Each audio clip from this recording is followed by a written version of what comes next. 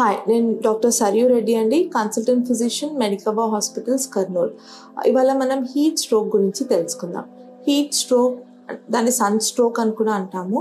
So ఎప్పుడైతే మన body high టెంపరేచర్స్కి expose అవుతుంది, దానివల్ల మన కోర్ బాడీ టెంపరేచర్ అనేది పెరుగుతుంది. Like more than 104 Fahrenheit of 40 degrees centigrade పెరుగుతుందో, దానివల్ల మన body metabolism and physiological activity అనేది ఎఫెక్ట్ అవుతుంది.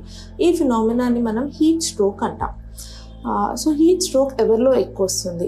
హీట్ స్ట్రోక్ అనేది బేసిక్గా 2 రకాలు ఉంటుంది. ఎగ్జర్షనల్ హీట్ స్ట్రోక్ అంటాము, నాన్ ఎగ్జర్షనల్ హీట్ స్ట్రోక్ అంటాం. ఎగ్జర్షనల్ హీట్ స్ట్రోక్ అనేది మనకి డైలీ వేజ్ లేబరర్స్ ఎవరైతే ఎండలో పని చేస్తారో మిడ్ నూన్, సో వాళ్ళకి ఎక్సెసివ్ స్వెటింగ్, వాటర్ సరిగ్గా తీసుకోకపోవడం వల్ల వస్తుంది.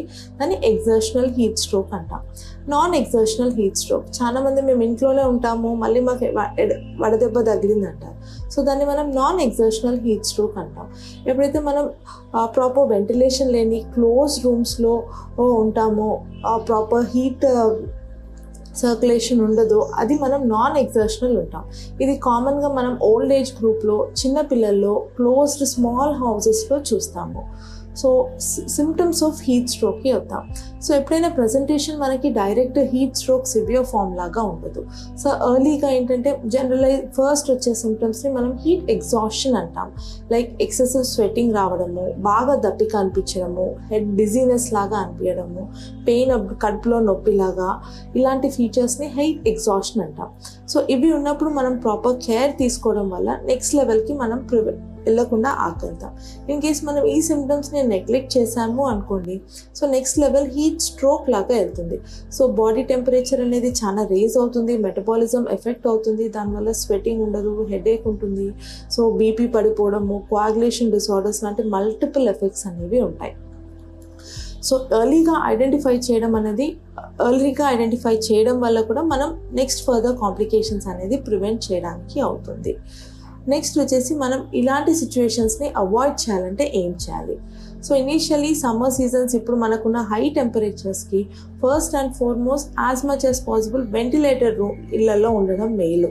సో ఎయిర్ కండిషన్ అనేది one thing, if it is available better stay in that. లేదు అంటే ప్రాపర్ క్రాస్ వెంటిలేషన్ ఉన్న ఇళ్ళలో కావాలి. బట్ ఆల్ కూలర్స్ మనం వాడుతుంటే వాటికి మనం స్పెసిఫిక్గా క్లోజ్ రూమ్స్ కాకుండా కొంచెం వన్ విండో ఆర్ డోర్ కొంచెం తెరుస్తుంటే దానివల్ల మనకు హ్యూమిడిటీ డిస్పర్స్ అవుతుంది. ఒకవేళ మనం క్లోజ్ రూమ్లో పెట్టుకున్నాం అనుకోండి, హ్యూమిడిటీ ఎక్కువ అవుతుంది, హ్యూమిడిటీ మళ్ళీ ఎవాపరేషన్ అయ్యి మళ్ళీ డిహైడ్రేషన్ ఛాన్సెస్ ఎక్కువగా ఉంటాయి. So that is the second thing. Third thing, regular requirement కన్నా +2 liters వాటర్ కన్జంప్షన్ అనేది ఎక్కువ ఉండాలి. బికాజ్ ఎవ్రీ పర్సన్కి వాటర్ రిక్వైర్మెంట్ డిఫరెంట్ ఉంటుంది కాబట్టి మీరు రెగ్యులర్ కన్జ్యూమ్ చేసేదానికన్నా కొంచెం around 1.5 to 2 liters water consumption ఉండాలి. అండ్ ఎప్పుడైనా బయటికి వెళ్తున్నప్పుడు better prefer cotton clothes, light colour clothes and loose clothes. దీనివల్ల స్వెట్ అబ్జార్ప్షన్ ఉంటుంది అండ్ హీట్ డిసిమినేట్ అవుతుంది. అండ్ ప్రొటెక్షన్స్ వాడాలి, లైక్ అంబ్రెల్లా, క్యాప్స్ వాడితే at least some amount of heat can be avoided. Next, చాలా మందికి స్కిన్ అలర్జీస్ ఉంటాయి ఈ sun exposure. ఇంత హై ఎక్స్పోజర్స్కి సన్ బర్న్స్ అనేవి కామన్ వాళ్ళకి. సో సన్ స్క్రీన్స్ అనేవి వాడితే that will have a better results. So hope మీరు అందరు ఈ జాగ్రత్తలు తీసుకుంటారని. Thank you.